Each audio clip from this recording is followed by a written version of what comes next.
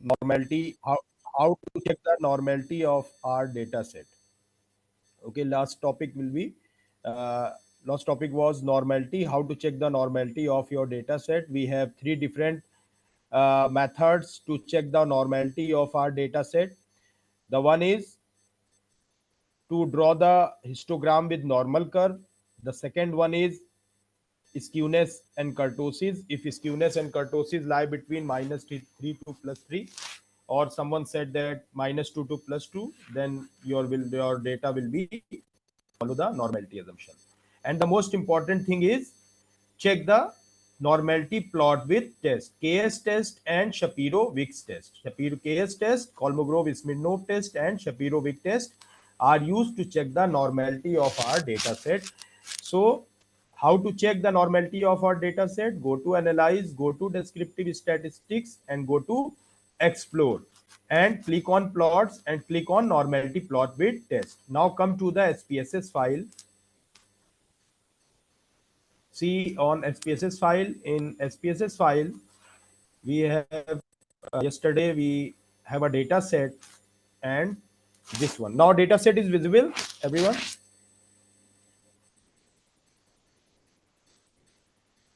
Yes, data set is visible, everyone?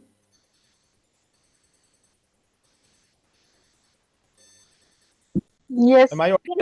Yes, sir, Okay, yes, okay, thank you. Actually, there are some issues in online, so that's why I asked. So how to check the normality of our data set? Go to analyze, go to descriptive, go to explore. Click on it. I am interested in normality of health score. Click on it. I am interested in normality of new health score. Click on it. They all are come in the window of dependent list. Now I am interested in plots. Click on it. Unclick the stem and leaf. इसको हम unclick कर देंगे because I am interested in normality plot with test. Click on it. Go to continue and go to OK. Now we see the output of our data set. Output will be output show हो रहा है output window everyone? नहीं sir, अभी No, नहीं sir. हुआ। नहीं हो रही? अच्छा एक हाँ minute, sir. Wait, okay I want to share the output window. Output window will be this one. Okay, now see output window. I am interested in two variables. So this is your brief case processing summary. Health score 25 samples are there. No missing values. No missing values in health score and new health score, because these two variables in which we are interested to know the normality assumption, these data set follow the normality assumption or not. तो health score और new health score दोनों को हमने check किया, इसमें कोई values missing नहीं है, टोटल 100% वैल्यूज गिवन है हमारे पास.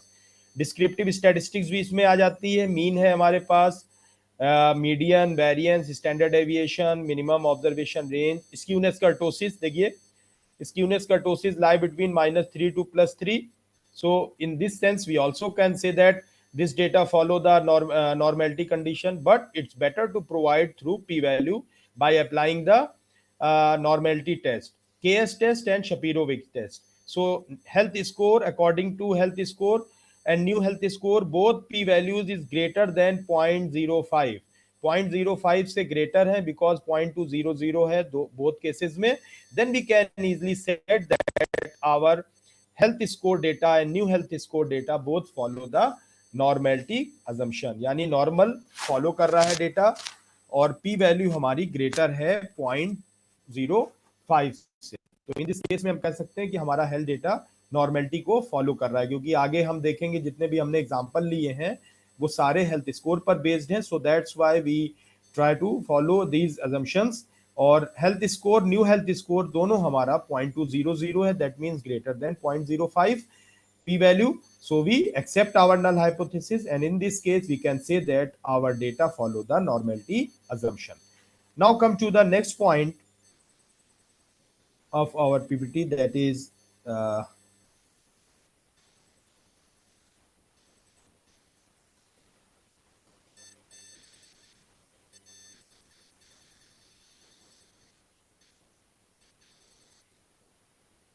is the PPT one.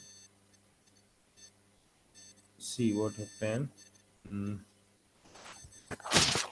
Just 2 minutes. Is PPT is visible? No, sir. Okay, just 2 minutes.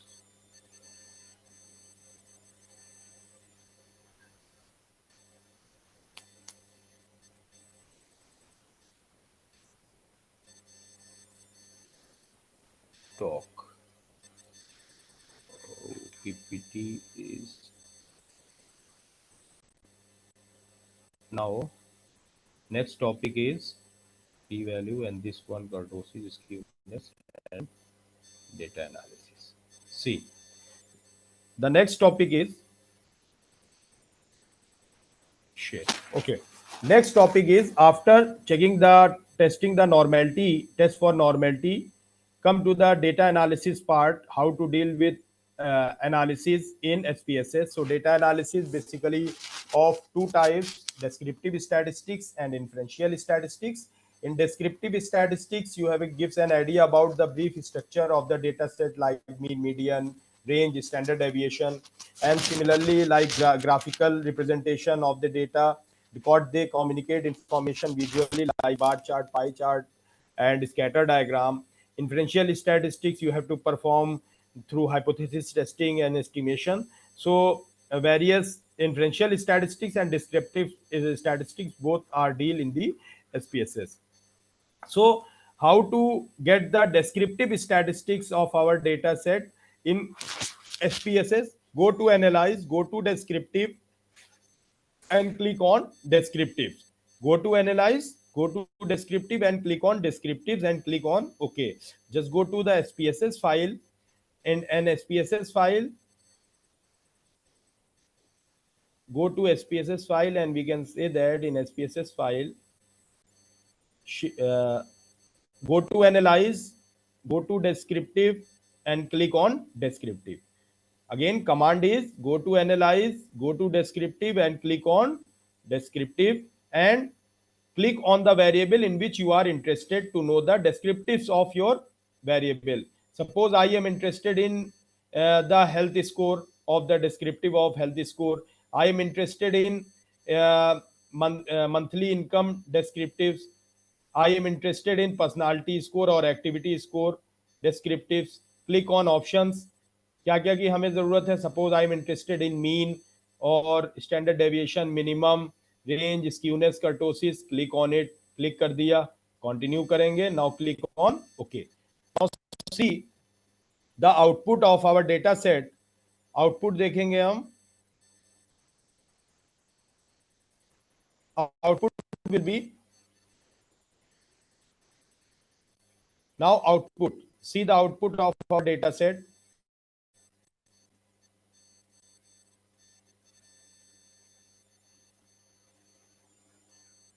This one is output of our data set. We'll start from the beginning.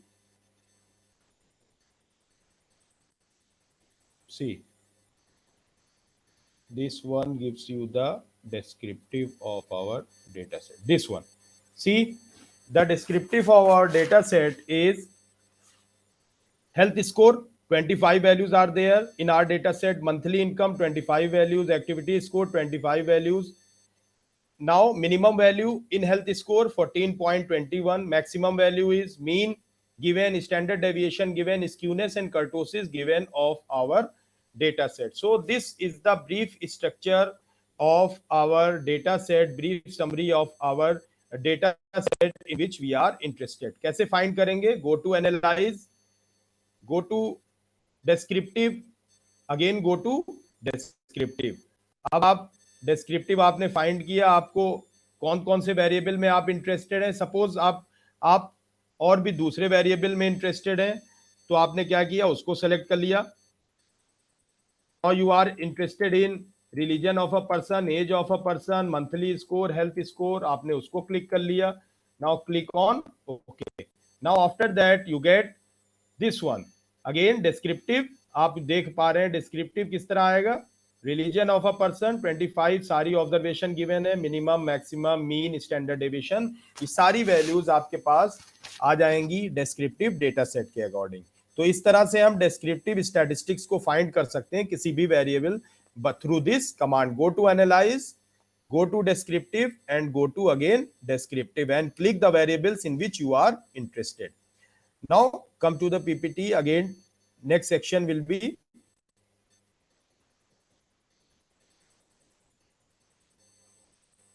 so now according to the male and female. Now the most next important part is, suppose you are interested to know the descriptive according to gender. Okay, because your data is in the form of male and female, और आपको पता करना है suppose कि नहीं हमें gender wise या monthly या किसी पार्टिकुलर कैटेगरी वाइज हमें एसडी क्या है अकॉर्डिंग टू जेंडर और according to religion, according to monthly income क्या स्ट्रक्चर है, अगर हमें सेपरेट चाहिए तो हम किस तरह सेपरेट हमें मिलेगा, तो उसके लिए हमें क्या करना होगा, just go to analyze, first you have to split file option use करेंगे, go to data view and split file and organize output by group. तो सबसे पहले हम क्या करेंगे, just go to again I want to share the SPSS file. See, SPSS file is here. First मैंने कहा कि आपको अगर अकॉर्डिंग टू जेंडर चाहिए यानी मेल और फीमेल का सेपरेट डिस्क्रिप्टिव स्टैटिस्टिक्स चाहिए आपको, तब क्या करेंगे आप, go to data then go to split file. First you have to split file.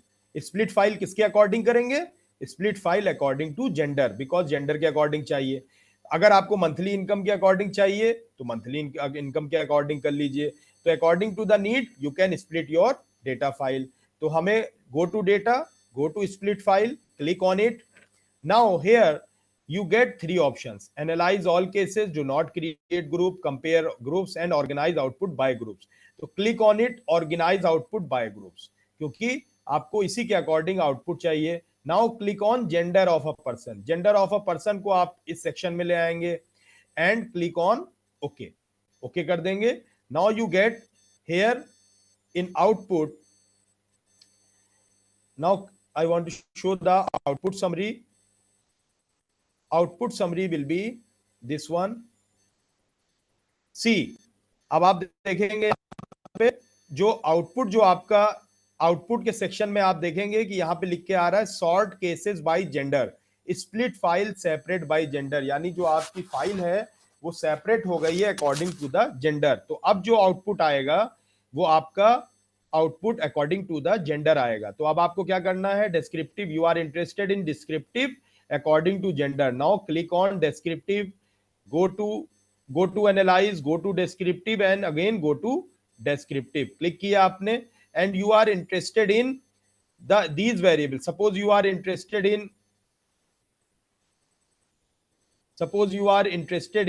health score according to gender। You आपको पता करना है कि मेल और फीमेल का क्या हेल्थ स्कोर है अकॉर्डिंग टू जेंडर वाइज। तो आपने क्या किया, क्लिक ऑन ओके। अब now see the gender of a person, see descriptive of male health score, यानी टोटल कितने मेल हैं हमारे पास 14। तो मेल का ये ब्रीफ स्ट्रक्चर आ गया, minimum value according to male, यानी जो 14 मेल हैं आपके डेटा सेट में, देखिए कितना आ रहा है, ये मेल का हो गया, ये फीमेल का। Now output is visible everyone? Yes, sir, it's visible. Okay, see health score of 40 males given, minimum value, maximum value, standard deviation. Suppose you are interested in skewness kurtosis, click on it। तो आपको जैसी जरूरत है आप click कर लीजिए। Female के according आ गया, तो मेल और फीमेल के अकॉर्डिंग भी आपका आउटपुट आपका जनरेट हो सकता है, आप अपनी फाइल को स्प्लिट कर सकते हैं। तो according to your need you can split the data file and generate the descriptive statistics. तो सेपरेट भी आप डिस्क्रिप्टिव स्टैटिस्टिक्स जनरेट कर सकते हैं। तो इस तरह से हमें separate file according to the need of the objective हम उसको सेपरेट कर सकते हैं। लेकिन जब जैसे ही हम सेपरेट करेंगे और हमारा आउटपुट आ जाएगा, फिर उसके बाद हम उसको डेटा सेट को अपने रीसेट करेंगे। कैसे डेटा सेट को रीसेट करेंगे, go to data, go to split file and click on reset. Okay, go to data, go to split file, again go to reset.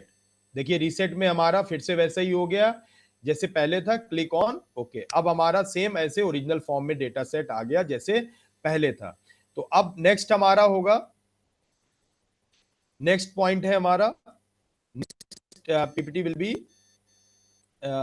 next section is, see, suppose you are interested in computing a new variable then performing descriptive statistics। यानी अगर आपको new variable generate करना है, अगर आप चाहते हैं कि कोई नया वेरिएबल हमें जनरेट करना है, दो कॉलम्स को हमें ऐड करना है, तो हम कैसे ऐड करेंगे? Click on transform then compute, click on transform then compute. Target value में क्या करेंगे? हम न्यू नेम लिख देंगे और उनको वैल्यूज को यहां कंप्यूट करेंगे। Now come to the click on transform and compute. Now come to the SPSS file.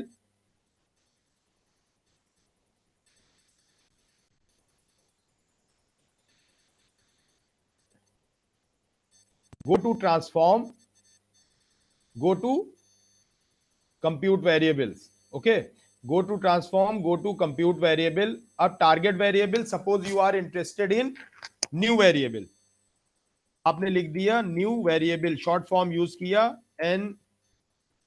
NVAR, new variable short form use किया, और किस तरह नेमिंग कर दी न्यू वेरिएबल की? NVAR। और आपने क्या किया? आपने कहा कि दो वेरिएबल्स को सपोज करिए हमें ऐड करके एक न्यू वेरिएबल जनरेट करना है। तो ये सारे वेरिएबल्स हैं। तो क्या किया आपने? First you click on it, take a section, इसको आपने ब्रैकेट यूज किया, किसको ऐड करना है? Suppose you are interested in health score, health score और पर्सनालिटी स्कोर को मिलाकर के एक वेरिएबल बनाना है सपोज, तो प्लस किया एंड पर्सनालिटी स्कोर, इसको क्लिक कर दिया, health score plus personality score, इन दोनों को मिला करके एक नया वेरिएबल आपको जनरेट करना है अपने डेटा सेट में, that is new variable. Click कर दीजिए okay. Now come to the variable new window, now come to the SPSS file. SPSS file में हम अब आ जाएंगे। देखिए SPSS फाइल में हम आए, न्यू वेरिएबल शो हो रहा है सबको, देखिए वेरिएबल व्यू में न्यू वेरिएबल देखिए शो हो रहा है, एन वेरिएबल के नाम से न्यू वेरिएबल शो हो रहा है। बाई, इसमें आप लिख दीजिए बाई एडिंग, जो भी जिस तरह भी ऐड करा है आपने, personality score and health score, इन दोनों को ऐड करके आपने बनाया है न्यू वेरिएबल। अब इसका डेटा सेट देखिए, आप यहां देखिए डेटा सेट में एन वेरिएबल्स में आपने क्या किया? पर्सनालिटी स्कोर और हेल्थ स्कोर 20, 22.54 एंड 15, इन दोनों को ऐड करके 37.54 आपका न्यू वेरिएबल, एक नया वेरिएबल जनरेट हो गया। और इस तरह से हम नया वेरिएबल जनरेट कर सकते हैं by using the compute and transform, by using the transform command, and use the going to transform, go to compute variable, and just by using the numeric section and naming the target variable and click on OK। तो इस तरह से हमें नया variable मिल जाएगा, नया variable हमारे लिए जनरेट हो जाएगा। Now see the next point, hypothesis testing. So next point is hypothesis testing. There are two types of hypothesis. The one is null hypothesis and the other one is alternative hypothesis. The null hypothesis generally use the hypothesis to be tested, जिसको हमें test करना है, हमेशा null hypothesis को हमेशा test करना होता है। और क्योंकि एक्सेप्ट और रिजेक्ट हमेशा null hypothesis होती है, तो किस तरह की होती है? There is no significant difference और there is no relationship both, और इस तरह का जनरली जो स्टेटमेंट होता है वो होता है नल हाइपोथेसिस में। और हमेशा जो रिसर्च हाइपोथेसिस होती है, जो आपका ऑब्जेक्टिव होता है, वो कहलाता है हमारा अल्टरनेटिव हाइपोथेसिस। तो रिसर्च हाइपोथेसिस और alternative hypothesis, what we aim to gather evidence for typically that is there is a difference, effect और relationship। यानी जो अल्टरनेटिव हाइपोथेसिस होती है वो हमारी होती है कि there is a significant difference, और फर्स्ट वन इज सुपीरियर और सेकंड वन इज सुपीरियर। तो इस तरह की जो रिलेशनशिप, इस तरह का जो हमारा हाइपोथेसिस होती है, वो होती है हमारी कहलाती है अल्टरनेटिव हाइपोथेसिस। तो हमेशा याद रखिए कि आपका जो भी ऑब्जेक्टिव, इसीलिए मैं बार बार कह रहा हूं कि objective must be clear. Objective अगर क्लियर होगा, क्योंकि ऑब्जेक्टिव ही तो आपकी हाइपोथेसिस है, और ऑब्जेक्टिव जो आप बनाते हैं उसी की फाइंडिंग करते हैं भाई, उसी के अकॉर्डिंग आप एक्सपेरिमेंट रन करते हैं, आप अपना सर्वे रन करते हैं। आपका जब ऑब्जेक्टिव क्लियर होगा तभी आप बता पाएंगे कि कौन सा टेस्ट हमें अप्लाई करना है। क्योंकि सपोज करिए सर में दर्द हो रहा है तो उसके लिए अलग दवा है, पेट में दर्द है तो अलग दवा है, तो उसी तरह अलग अलग टेक्निक्स भी अवेलेबल है हमारे पास। तो बेटर है कि ऑब्जेक्टिव, जब भी आप कोई भी सर्वे करने जाएं या कोई भी आप क्वेश्चनायर फ्रेम करने जाएं, तो सबसे पहले ऑब्जेक्टिव आप जरूर अपने क्लियर कर लीजिए, क्योंकि उसी के अकॉर्डिंग आप क्वेश्चंस बनाएंगे, देन उसी के अकॉर्डिंग आप टेस्टिंग आप इंप्लीमेंट कर पाएंगे और ज्यादा क्लियरली इंप्लीमेंट कर पाएंगे। नल हाइपोथेसिस क्या होती है? Null hypothesis generally statement there is no significant difference, effect और रिलेशनशिप। तो नल हाइपोथेसिस जनरली, हम नल हाइपोथेसिस को ही हम हाइपोथेसिस टू बी टेस्टेड कहलाती है, कि जिसको हमें टेस्ट करना होता है। इसी को हम एक्सेप्ट या रिजेक्ट करते हैं, क्योंकि हम अगर हम किसी का अल्टरनेटिव में किसी का हम अल्टरनेटिव को वो करेंगे, फेवर ले लेंगे किसी का, तो वो बायसनेस हो जाएगी। So that's why we consider, we accept our और रिजेक्ट आवर नल हाइपोथेसिस, यानी नल हाइपोथेसिस को लेकर के ही हम आगे बढ़ते हैं। तो this is the basic difference. Now first and important thing is T test. T test for single mean. T test for single mean, हमारे पास जो डेटा सेट है उसके अकॉर्डिंग हमने देखा, T test for single mean में हमारे पास जो डेटा सेट है उसके अकॉर्डिंग एक क्वेश्चन हमारा है कि average health score of a normal person is suppose to be 55, यानी average health score normal person का 55 है। Health score of 12% from community whose living condition are suspected of causing poor health score are recorded in health data file. Level of significance 5% है। Do the data justify suspicion regarding the health score of the community, यानी जो हम claim कर रहे हैं कि normal person का जो हेल्थ स्कोर है वो 55 है, और जो डेटा सेट है हमारे पास वो लेवल ऑफ सिग्निफिकेंस 5% दे रहा है, और ये कहा जा रहा है कि आप जस्टिफाई कर सकते हैं कि जो हेल्थ स्कोर है वो सही है। तो इसको नल हाइपोथेसिस हमारी बनी कि average health score of a normal person 55, ये नल हमारी हाइपोथेसिस बनी। और अल्टरनेट बनी कि average health score of a normal person is less than 55, 55 से कम है, ये हमारा ऑब्जेक्टिव है। हम कह रहे हैं कि नहीं, हमारा जो ऑब्जेक्टिव है वो ये है कि एवरेज जो हेल्थ स्कोर है नॉर्मल पर्सन का इस डेटा सेट में, उस कम्युनिटी का, वो 55 से कम है। और लेकिन अल्टरनेट क्या हम नल हाइपोथेसिस बनाएंगे कि नहीं 55 है, तो इसको हमें टेस्ट करना है। तो first and important thing in T test is that first to check the data set follow the normal or not, because we apply t test, normality test, parametric test. So that's why first we have to check that data follow the normality or not. तो हमारा data set किस पर based है? Data set health score पर based है, और health score अभी हम देख चुके हैं कि हेल्थ स्कोर हमारा नॉर्मल फॉलो कर रहा है। तो सबसे पहले आप क्या करेंगे? चेक करेंगे normality, whether health score data normally distributed और नॉट। अगर डेटा नॉर्मली डिस्ट्रीब्यूटेड है तब हम अप्लाई करेंगे टी टेस्ट, अदरवाइज नहीं कर पाएंगे। तो नॉर्मल डेटा हम चेक कर चुके हैं कि हेल्थ स्कोर सिंपली जैसे हम चेक करते हैं कि go to analyse, go to descriptive, go to explore, click on normality plot with test. और केएस और शेपिरो विक्स टेस्ट के थ्रू हमने देखा था कि पी वैल्यू 0.200 आ रही थी और ग्रेटर देन 0.05 थी, तो डेटा नॉर्मल है, तब हम अप्लाई कर पाएंगे T test for single mean. क्योंकि सिंगल मीन क्यों कह रहे हैं? क्योंकि हमारे पास एक वैल्यू गिवन है, उसी के अकॉर्डिंग हमें चेक करना है। तो सबसे पहले go to SPSS file. Now go to SPSS file,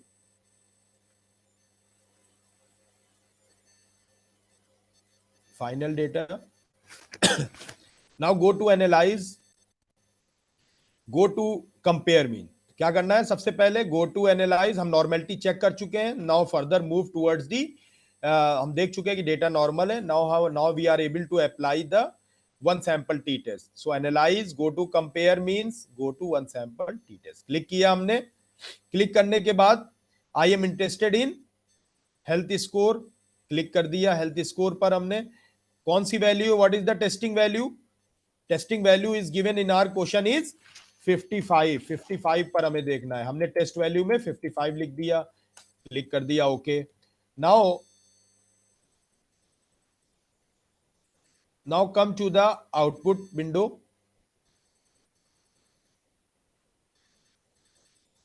Output window everyone, output window show हो रही है? Yes, sir. नहीं, No, okay, no, sir. okay, just 2 minutes. Output will be this one. See this one output, health score 25, mean 47, and standard deviation. This is the structure of health score and one sample t-test. See health score two tail significant value कितनी आ रही है हमारी 0.021. If p value is less than 0.05 we reject our null hypothesis. तो हमने देखिए यहां पर p वैल्यू हमारी कितनी आ रही है 0.021. एक्सेप्ट करेंगे या रिजेक्ट करेंगे हाइपोथेसिस को? हम p वैल्यू 0.021 आ रही है विच इज लेस देन 0.05. तो हम एक्सेप्ट करेंगे या रिजेक्ट करेंगे नल हाइपोथेसिस को? सर रिजेक्ट करेंगे. रिजेक्ट करेंगे क्योंकि लेस देन 0.05 आ रही है तो हम हाइपोथेसिस को रिजेक्ट कर देंगे. और what will be our hypothesis? हमारी हाइपोथेसिस क्या थी? अब देखिए हम क्वेश्चन पे आएंगे. क्वेश्चन था हमारा हाइपोथेसिस का, सी हाइपोथेसिस थी हमारी average health score of a normal person is 55. यानी नल हाइपोथेसिस को हमने रिजेक्ट कर दिया because P value is less than 0.05. 0.05 इसलिए क्योंकि अल्फा गिवन है हमारे पास 5%, हमने पहले ही बता दिया है. लेवल ऑफ सिग्निफिकेंस होता है maximum value of type 1 error which we fix, जिसको हम फिक्स कर देते हैं because alpha is severe, so that's why we fix the type 1 error. Type 1 error को हम पहले ही फिक्स कर देते हैं. तो average health score normal person 55 है. इस स्टेटमेंट को हमने रिजेक्ट कर दिया. और कौन से को एक्सेप्ट किया? We accept our alternative hypothesis that average health score of a normal person is less than 55. इस स्टेटमेंट के अकॉर्डिंग टू डेटा हमने इस स्टेटमेंट को एक्सेप्ट कर लिया कि average health score of a normal person जो है वो 55 से कम है. तो इस तरह से हम कोई भी टेस्टिंग कर सकते हैं. नेक्स्ट टेक्निक इज यस 0.01 होगा तो फिर अगर हम अल्फा 0.01 अगर करेंगे तो फिर इस केस में क्या हो सकता है? अगर 0.01 करेंगे मैम, यस सर. 0.01 यानी कि आपका कितना हो गया? 1% हो गया, यस सर. है ना? तो पॉइंट पी वैल्यू क्या है? अगर 0.05 पे 0.05 से अगर क्या है आपकी वैल्यू छोटी है और 0.01 से करेंगे तो क्या हो जाएगी? तो हम क्या इसको एक्सेप्ट करेंगे? अगर वैल्यू यहाँ पर एवरेज का ये 55 सारा कुछ यही रहेगा मगर अल्फा लेवल अगर चेंज हो जाए तो उस केस में क्या हो अगर सकता है? भाई आपकी वैल्यू कितनी आ रही है? पी वैल्यू आ रही है 0.021, है ना मैम? Yes sir. जी और जी. 0.01 से क्या है? 0.02 आपकी बड़ी हो गई. Yes sir.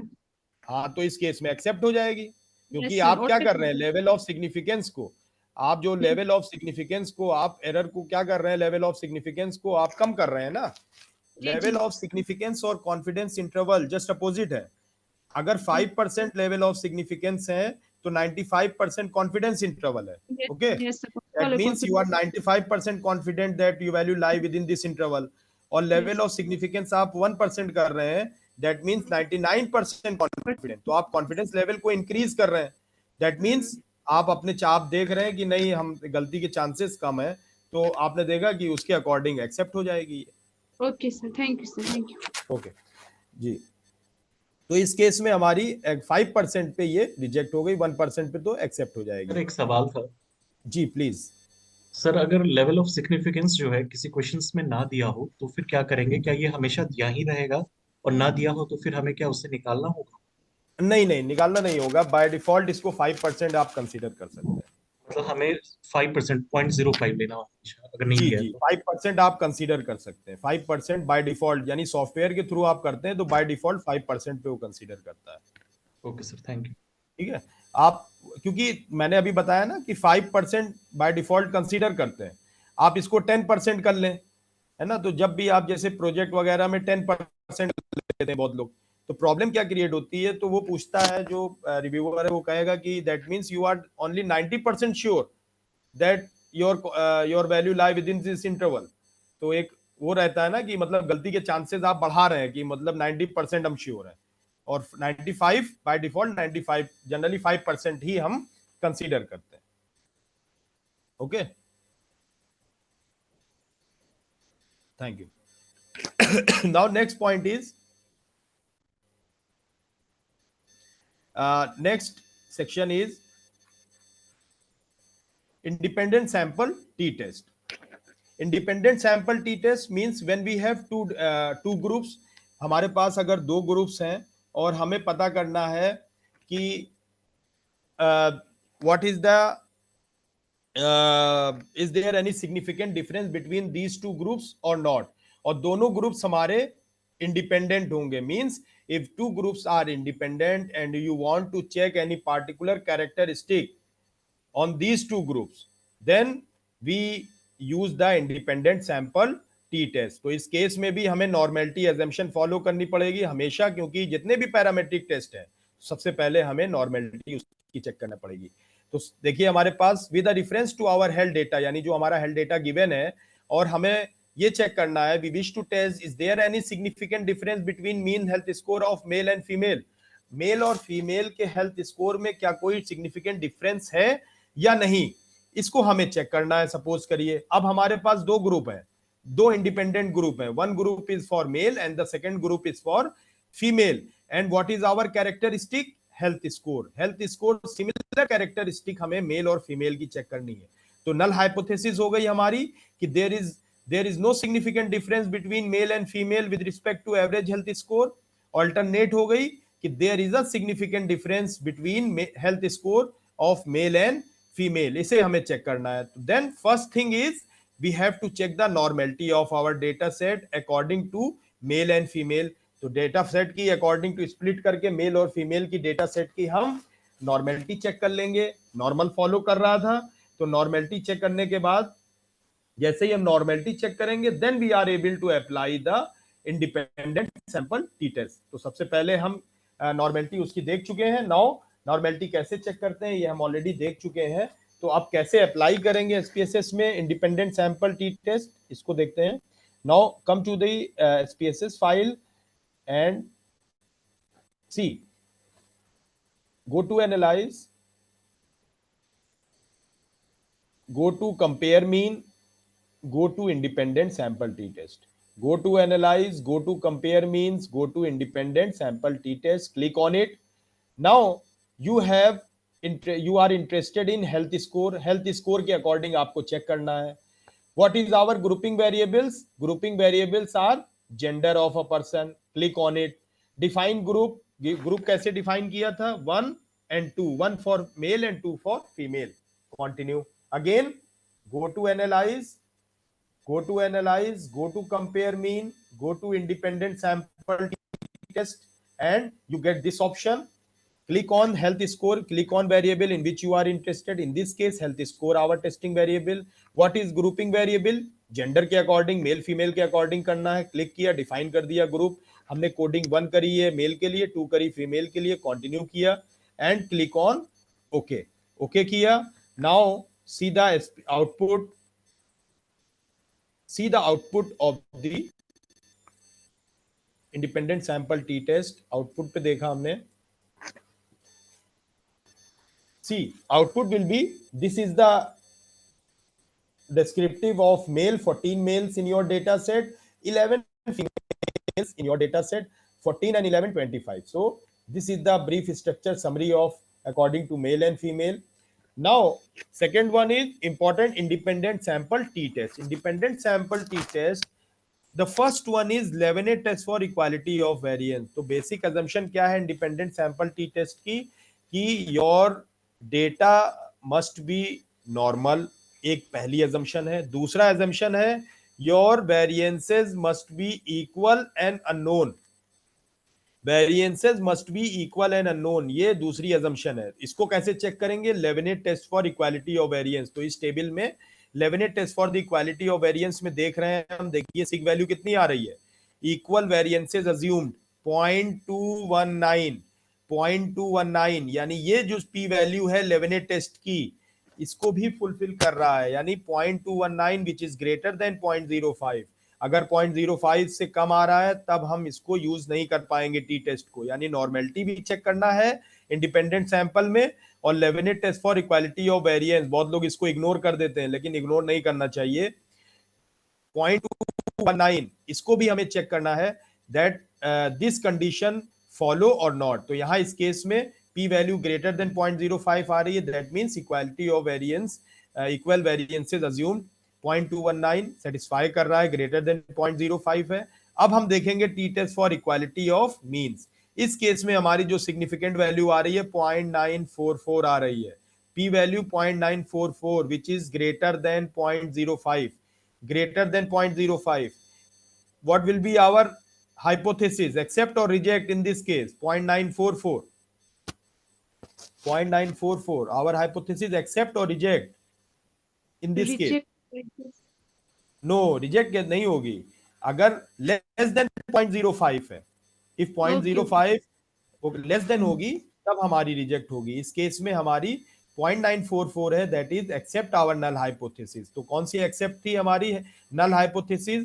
In our case हम in PPT see, in our case our hypothesis is there is no significant difference between male and female with respect to average health score, यानी हेल्थ स्कोर के according male और female में कोई फर्क नहीं है। According to male and female with respect to average health score there is no significant difference. इस statement को आपने एक्सेप्ट कर दिया कि कोई फर्क नहीं है। हो सकता है कि कोई फर्क हो, लेकिन अकॉर्डिंग टू द डेटा हम यही कह रहे हैं, इसीलिए हम लिखते हैं वी में एक्सेप्ट और reject our null hypothesis. Maybe आप और एविडेंस दे दें, हो सकता है कि चेंज हो जाए, लेकिन on the basis of evidence यही होगा। तो according to data there is no significant difference between male and female. तो इस तरह से हम independent sample T test apply कर सकते हैं। Next one is pair T test. Pair T test, pair T test कब होगा? Pair T test is that when we have a dependent sample. Suppose करिए कि वी हैव टू हॉस्पिटल्स, दो हमारे hospitals हैं और दो हॉस्पिटल्स में हमारे या एक सपोज करिए हॉस्पिटल में हमारे कहीं हॉस्पिटल में 20 पेशेंट्स थे कोविड के, 20 पेशेंट्स थे। तो हमने क्या किया, उनकी जो कंडीशन थी उसको नोट डाउन किया पहले, फिर हमने एक कोविशील्ड बनाई, कोविशील्ड वैक्सीन उनको कोवैक्सीन दी और उसका फिर उसका इफेक्ट हमें नोट करना था। What is, I want to know the impact of Covishield on Covid patients.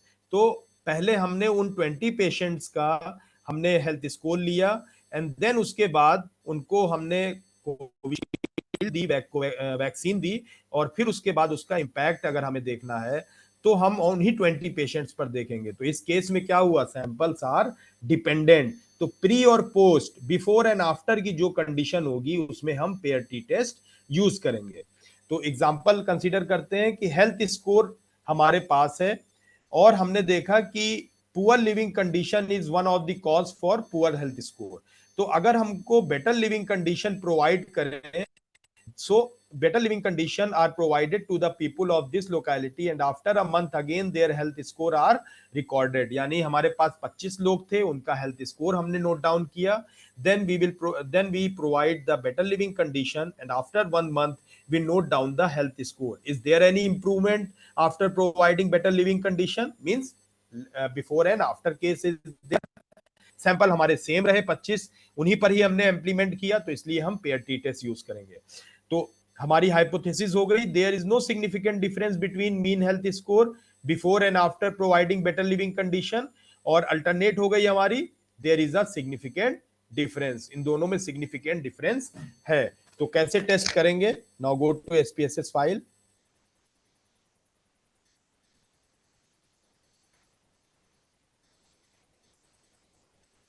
C go to, सबसे पहले पेयर टी टेस्ट में जैसे मैंने बताया कोई भी पैरामेट्रिक टेस्ट है तो सबसे पहले नॉर्मेलिटी देख लेंगे आप डेटा सेट की, और डेटा सेट की नॉर्मेलिटी हम ऑलरेडी देख चुके हैं कि हेल्थ स्कोर दोनों हमारा फॉलो कर रहा है normal. Then we check for pair T test, go to analyse, go to compare mean, go to pair T test, again go to analyse, go to compare mean, go to pair t-test, click on it. Now first variable is health score. ये आपका health score हमारा था जो हमने पहले note down किया था. Then after providing better living condition, our new health score is this one.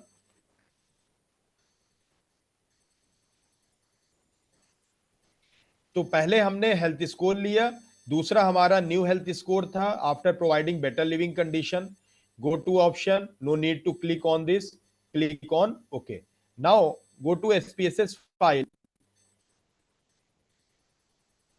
go to the output file and see this one. See, this is the brief structure. Health score, new health score, 25 values are there, both values. Health score, paired sample correlation 0.948 correlation aa raha hai. Now this one, paired sample t-test. In this case, you get p value is significant to tail 0.028. 0.028. Yani this value is accept or reject at 5% level of significance. Accept or reject? Reject. Reject null hypothesis because p value is less than 0.05. So we reject our null hypothesis. और किस statement को हमने reject कर दिया कि there is no significant difference between the health score and new health score. यानी better living condition अगर हम provide करते हैं तो उनमें हेल्थ स्कोर में सिग्निफिकेंट चेंजेस आ रहे हैं. तो अगर हम देखें अपने क्वेश्चन को, now see the question. See, we reject our this statement कि there is no significant difference between mean health score and health score before and after providing the better living condition. इस statement को हमने reject कर दिया और accept किया there is a significant difference. Means अगर हम बेटर लिविंग कंडीशन प्रोवाइड करते हैं तो हमारा जो आउटपुट है वो चेंज हो जाएगा. यानी बेटर लिविंग कंडीशन प्रोवाइड करते हैं तो उनके हेल्थ स्कोर में भी फर्क आ रहा है. तो this is the concept of pair T test because samples are dependent in this case. Sir ये जो पेयर टी टेस्ट है वो जो एक्सपेरिमेंटल मेथड में होता है प्री एंड पोस्ट टेस्ट, ये सेम ही हो गया? जी pre and post. Yes, okay sir, thank you. Pre and post pair T test है. बस ये है आपको first thing and important thing is that when you apply the parametric test you must follow the normality assumption. तो health score और normal, यहां पर दो डेटा सेट है हमारे पास, एक मीन है, एक हेल्थ स्कोर है और दूसरा न्यू हेल्थ स्कोर. यानी दोनों डेटा सेट हमारा नॉर्मल फॉलो करना ही चाहिए. अगर नहीं करता है तब हम ये पेयर टी टेस्ट यूज नहीं कर पाएंगे. तब हम यूज करेंगे नॉन पैरामेट्रिक टेस्ट. और non parametric test pair T test alternative होता है उसमें Wilcoxon sign rank test. Okay, तो ज्यादा वरी होने की जरूरत नहीं है. अगर नहीं आता है then no need to worry about it and apply the Wilcoxon sign rank test. Now next section is correlation analysis. Correlation gives you an idea about the quantify the strength and direction between two variables. यानी strength और direction बताता है correlation दो variables का. Strength and direction, strength means how two variables are related with each other. Strength, talking about strength means positively, or next one is direction means positive or negative. Means correlation, positive correlation होता है, negative correlation. Positive correlation when two variables moves in the same direction, mean one increases, other increases. Like income and expenditure, income increases, expenditure increases. So this is the example of positive correlation. Or -1 to +1, if correlation lie between -1 to +1, then if close to 1, that is 0.8, 0.7, 0.9, that is strong positive correlation. -8, -7, -6, this strong negative correlation. और negative correlation क्या होता है? Negative correlation when both variables, if one variable increases, other decreases. If one decreases, other increases. Like supply and demand. Again example, age and health score. जैसे जैसे as बढ़ती है health score down होती जाती है. तो this is the example of negative correlation. तो correlation किस तरह हम पता करेंगे इसको हम देखेंगे. Negative correlation, simple correlation, we have a data, health data and we want to check the age and health score. Is there any correlation between age and health score? इसको अगर हमें पता करना है एज और हेल्थ स्कोर के बीच में correlation है या नहीं, इसको अगर हमें पता करना है कि किस तरह के वैल्यू है हमारी एज और हेल्थ स्कोर की, तो go to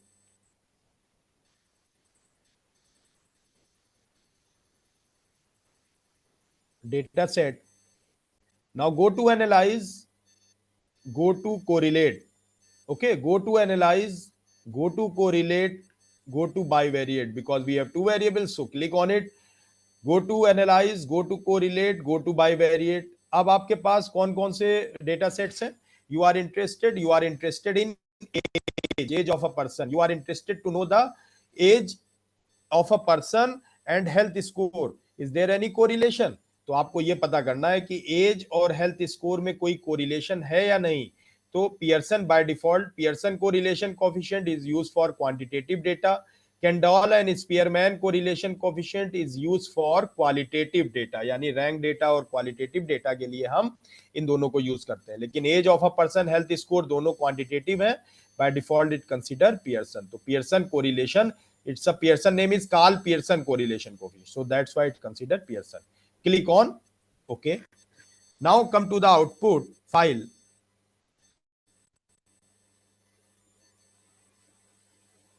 Output will be, see, output is minus 0.684 age of a person and health score.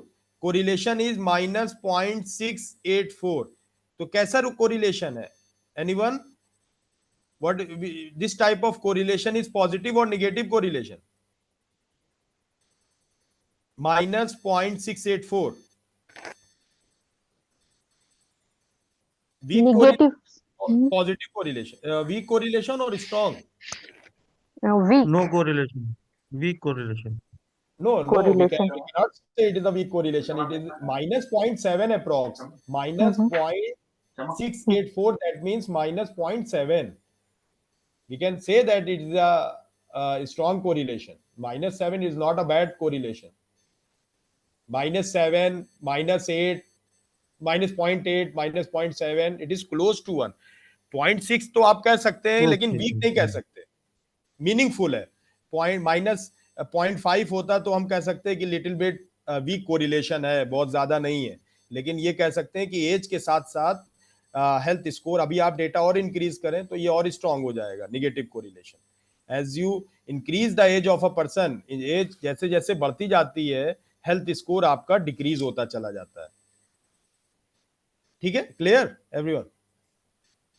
Minus 0.7 आ रहा है, तो ये हो गया आपका strong negative correlation, health score and age of a person. तो ये माइनस 0.684 से आप आइडेंटिफाई कर सकते हैं. Now next point is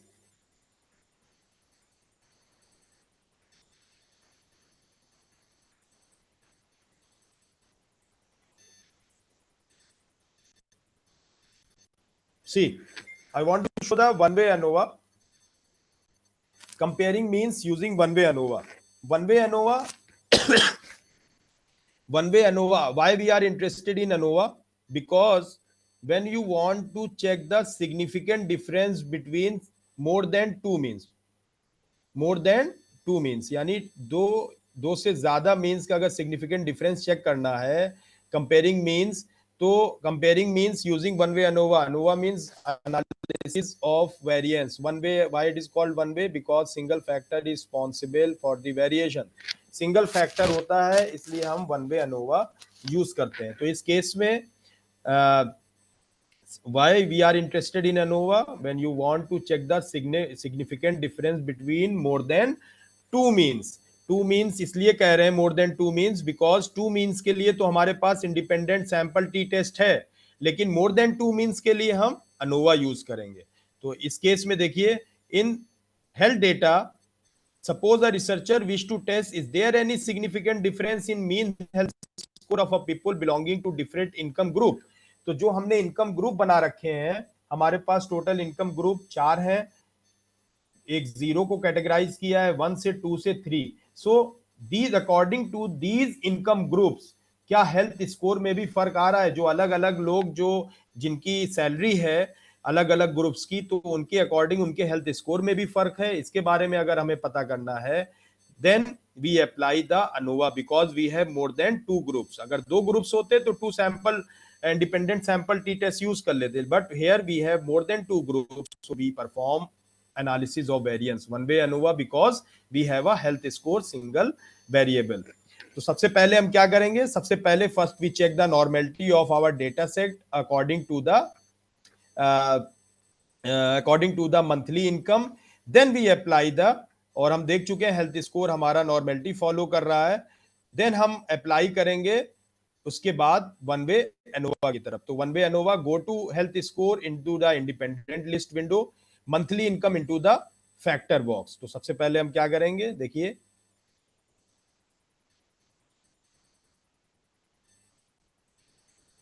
go to window, share, now go to analyze, go to compare mean, go to ANOVA।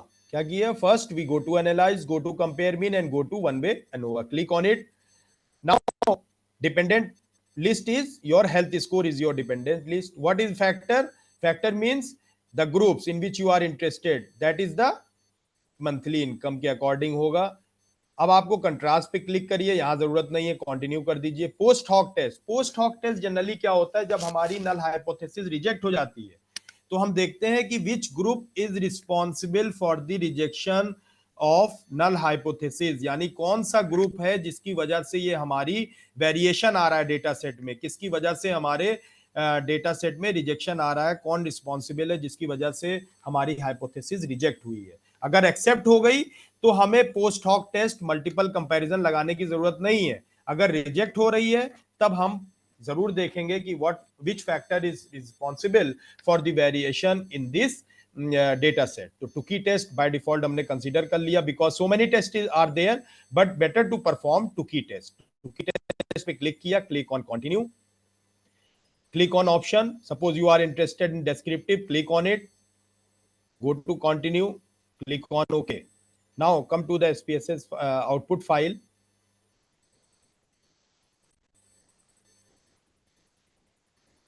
go to output, share, see this। so you have 4 different groups below 2000 monthly income। 3 लोग ऐसे हैं respondent जिनकी below monthly income 2000 है। 2000 to 4000 ये second group था। 4000 to 2000 ये mu 0 था, ये म्यू 1, म्यू 2, म्यू 3, ये आपका mu 0, mu 1, mu 2, mu 3। There are four groups and we want to check is there any significant difference between monthly incomes with respect to the health score. तो health score पे क्या फर्क पड़ रहा है according to the monthly income. ये 4 group थे, इसलिए हमने अनोवा को परफॉर्म किया। ANOVA said that health score is significant value is 0.340, p value is 0.340, accept or reject, we accept our null hypothesis because p value is greater than 0.05। तो इस case में हमारी null hypothesis एक्सेप्ट हो गई। तो accept हो गई means हमने किस स्टेटमेंट को एक्सेप्ट कर लिया? See this statement, we accept the statement that null hypothesis accepted, that means we accept this statement। इस स्टेटमेंट को हमने एक्सेप्ट कर लिया। कौन सा स्टेटमेंट था कि mu 0, mu 1 equal to mu 2 equal to mu 3 means there is no significant difference between different income groups with respect to average health score. यानी मंथली इनकम का हेल्थ स्कोर पर कोई फर्क नहीं पड़ रहा है। There is no significant difference, कोई फर्क नहीं है, इंपैक्ट नहीं है। तो अब जब इंपैक्ट नहीं है तो दैट मींस सब बराबर है, सारे ग्रुप्स बराबर हैं, सभी हेल्थ स्कोर, कोई भी मंथली इनकम हो, हेल्थ स्कोर पे कोई फर्क नहीं पड़ रहा है। तो हम क्या करेंगे? हमें फर्दर पोस्ट हॉक टेस्ट की जरूरत नहीं है। सपोज करिए अगर रिजेक्ट हो जाती तब हम क्या करते? We apply the Tukey test, post hoc test, जो कि हमने पहले ही लगा रखा है। देखिए सीधा आउटपुट,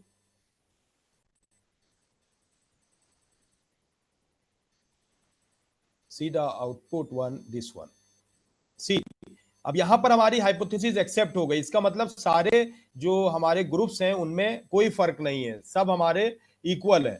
तो इस केस में देखिए यहां पेयर वाइज कंपैरिजन होता है, post hoc test is used for pairwise comparison. देखिए each group is compare with everyone, below 2000 compare with 2000 to 4000, 4000 to 8000, 8000 to 10000 rupees, हर एक के साथ below 2000, 2000 से 4000 की देखिए सारी पी वैल्यू कितनी आ रही है, ग्रेटर देन 0.05, यानी सारे ग्रुप आपस में एक्सेप्ट हो रहे हैं, इसका मतलब इनमें आपस में कोई फर्क नहीं है। अगर यहां पर रिजेक्ट हो जाती तो हम यहां देखते कि कोई ना कोई ऐसा मिलता जो 0.05 से कम होता, और हम कह सकते थे कि this group is responsible for the variation, this monthly income group is responsible for the variation in health score. तो इस केस में हमारी एक्सेप्ट हो गई, तो हमें पोस्ट हॉक टेस्ट की जरूरत नहीं है। अगर रिजेक्ट हो जाती तो हम पोस्ट हॉक टेस्ट अप्लाई करेंगे और देखेंगे यहां पर देखेंगे अगर पी वैल्यू यहां पर पार्टिकुलर आपस में ग्रुप में अगर सपोज करिए below 2000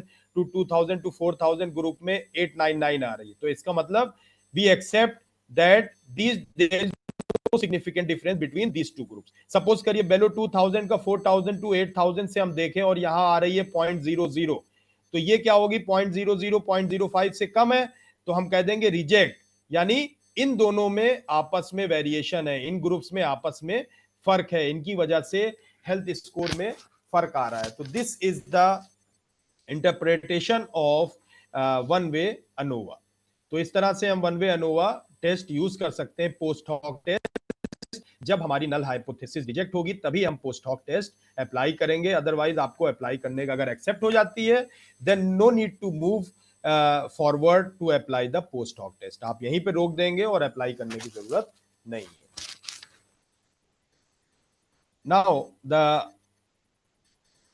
second one is last topic is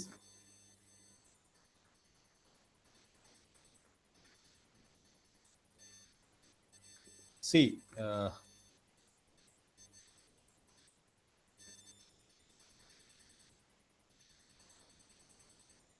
next topic is regression, simple linear regression.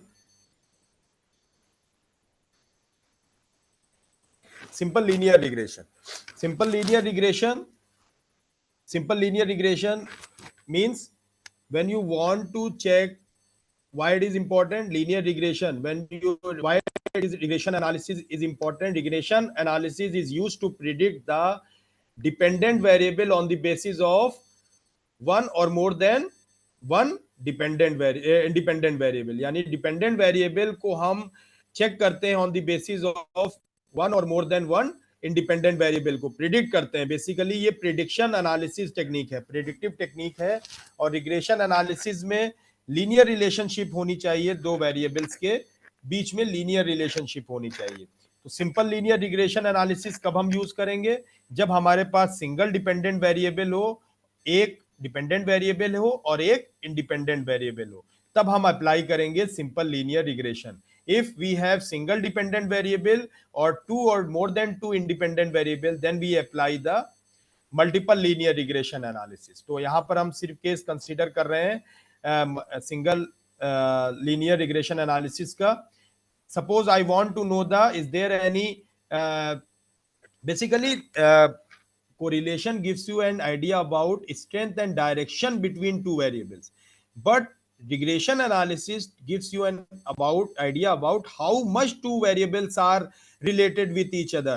If one unit changes in independent variable, what is the impact on dependent variable, यानी एक unit अगर change हो रहा है independent में, दूसरे में क्या फर्क पड़ रहा है, अगर इस तरह की स्टडी आपको करनी है तो आप रिग्रेशन एनालिसिस यूज करेंगे। तो एज और हेल्थ स्कोर सपोज हमारे हैं, एज और हेल्थ स्कोर में अगर हमें पता करना है is there any what is the impact of age on health score, तो सबसे पहले हम कोरिलेशन चेक करेंगे, जो कि हम चेक कर चुके हैं, -0.7 आ रहा था एज और हेल्थ स्कोर में। Then we apply the regression analysis. Regression analysis का go to analyse, go to regression, go to linear, because age and health score both are one dependent variable and one is independent variable. Go to analyze, go to regression, go to linear.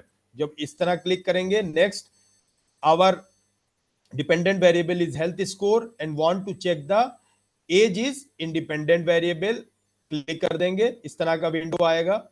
Click on estimate confidence and model fit. Now come to the main SPSS file. It is better to perform on SPSS file. Just click on final data. Go to analyze, go to regression. Go to analyze, go to regression, go to linear regression. Our dependent variable is health score because I want to know the impact on health score. यानी as का health score पे क्या फर्क पड़ रहा है. तो health score हमारा डिपेंडेंट है और एज यानी जैसे जैसे एज बढ़ रही है, एक यूनिट अगर एज चेंज हो रही है तो उसका क्या इंपैक्ट है. तो ये हो गया हमारा independent variable. Then dependent is health score, one is age independent variable. Statistics पे क्लिक किया. Suppose I am interested in estimate and I am interested in model fit. Click on confidence interval, continue.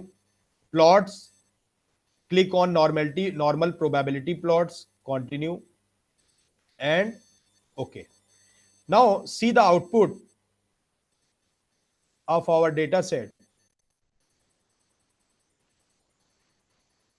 See, output of our data set is, see the output.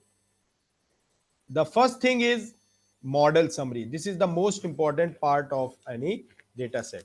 Here R value is 0.684 and R square is point.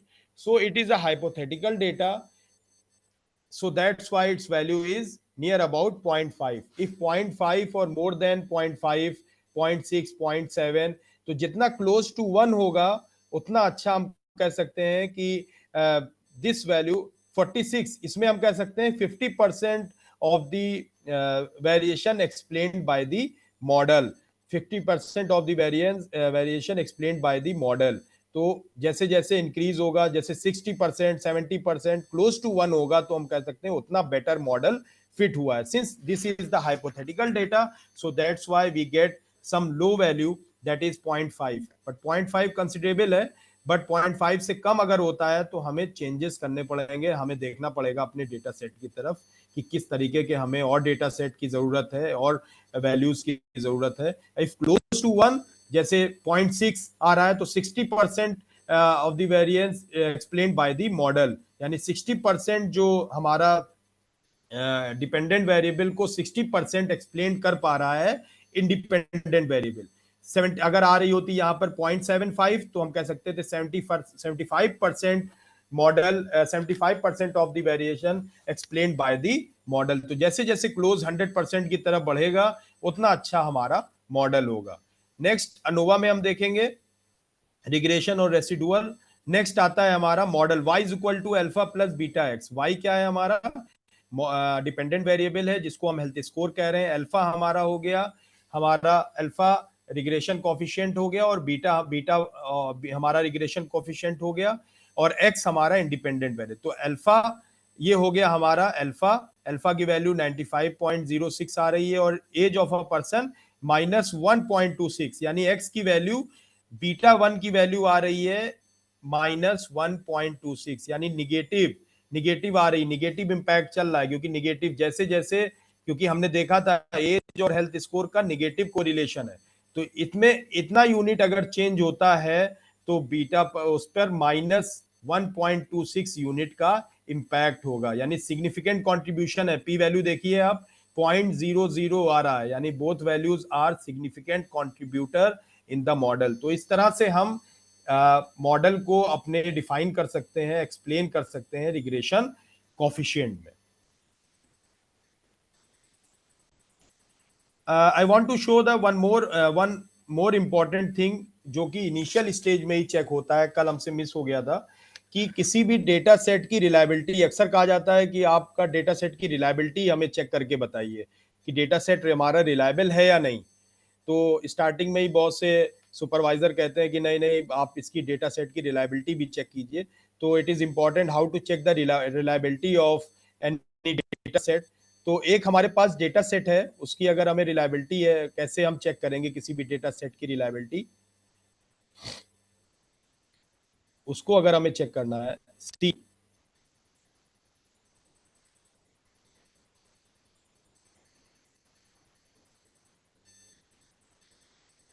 Suppose we have a questionnaires. देखिए हमारे पास एक question आयर था Q1, Q2, Q3, Q4, इस तरह के हमारे पास total 28 questions हैं। और अगर हमें इसकी रिलायबिलिटी चेक करनी, सपोज करिए लिकर्ट स्केल है, जनरली सुपरवाइजर कहता है या रिव्यूअर पे कमेंट आता है कि आपने रिलायबिलिटी चेक करी इस डेटा सेट की, इस डेटा इज रिलायबल और नॉट। तो आप कैसे उसको चेक करेंगे एसपीएसएस में? Go to analyse, go to scale, go to analyze, go to scale, go to reliability analysis, click कर देंगे। आपको क्वेश्चन की डेटा सेट की रिलायबिलिटी चेक करनी है। Select all the variables in the items, okay, and click on statistics. आपको अगर चाहिए तो क्लिक कर दीजिए, अगर नहीं चाहिए तो क्लिक ऑन एल्फा। तो ये कहलाता है basically Cronbach alpha test. Cronbach alpha test के थ्रू हम रिलायबिलिटी चेक करते हैं किसी भी डेटा सेट की। आउटपुट हम देखते हैं, आउटपुट देखेंगे किस तरह आउटपुट आता है। First we check the output of our data set. Output is this one. See output show हो रहा है सभी को रिलायबिलिटी का? Yes sir, yes. Okay, see the reliability statistic Cronbach alpha test value कितनी आ रही है? 0.913।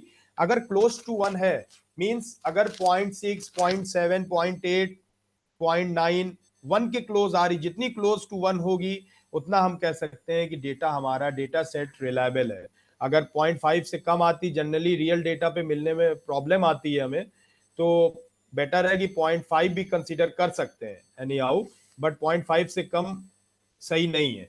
तो 0.5 एंड अबव आप कह सकते हैं। यहां हमारे डेटा सेट की वैल्यू आ रही 0.913। किस तरह चेक करेंगे? Go to analyse, go to scale, go to reliability analysis and select the questions which you want to check the reliability। यहां पर सपोज करिए हम सभी की रिलायबिलिटी चेक करना है अपने सारे क्वेश्चन आयर्स की, तो हमने क्लिक कर लिया, क्लिक ऑन ओके। तो इस तरह से हमें मिल जाएगा Cronbach alpha test is used to check the reliability of our data set 0.913 which is close to 1। और हम कह सकते हैं कि हमारा reliability test Cron alpha test के थ्रू हमें 0.913 मिला है और हम फर्दर एनालिसिस के लिए इसको मूव कर सकते हैं टेस्टिंग के लिए। सर रिलायबिलिटी की जब बात आ जाती है उसके साथ एक वैलिडिटी भी आ जाती है, तो हाँ, उनका हम रिलायबिलिटी के साथ वैलिडिटी आप कोरिलेशन के थ्रू, इंट्रा कोरिलेशन के थ्रू आप चेक कर सकते हैं। अच्छा, थोड़ा आप थोड़ा दिखाएंगे सर प्लीज अगर? इंट्रा कोरिलेशन हमें इसके थ्रू मिलेगा। कोरिलेशन आपस में आप फाइंड कर लीजिए। अच्छा ओके सर, ठीक।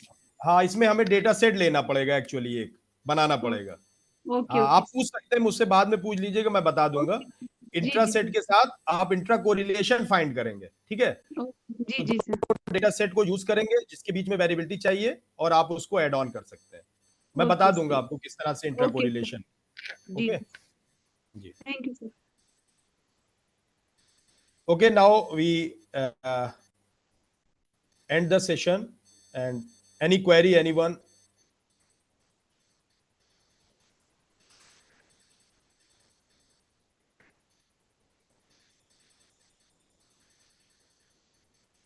Any query?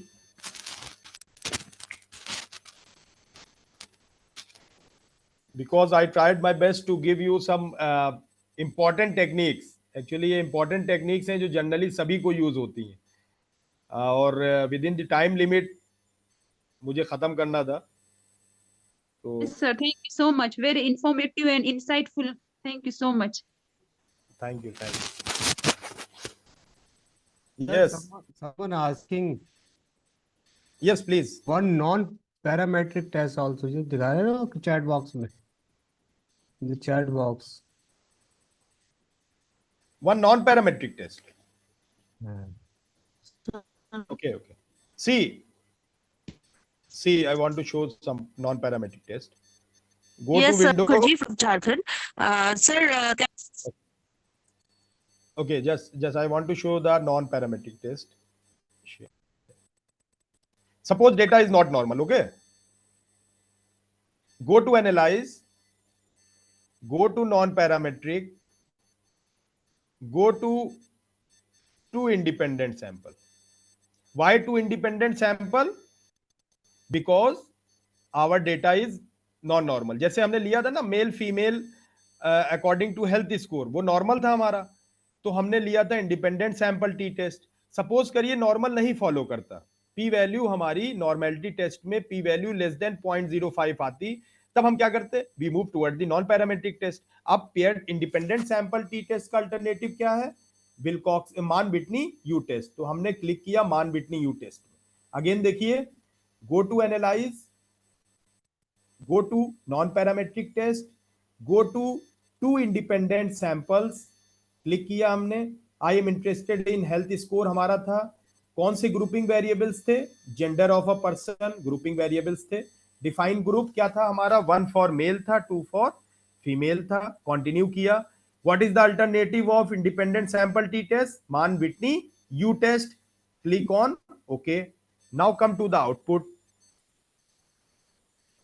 आउटपुट पे हम आएंगे और आउटपुट में हमने देखा कि जो आउटपुट आ रहा है हमारा, सी,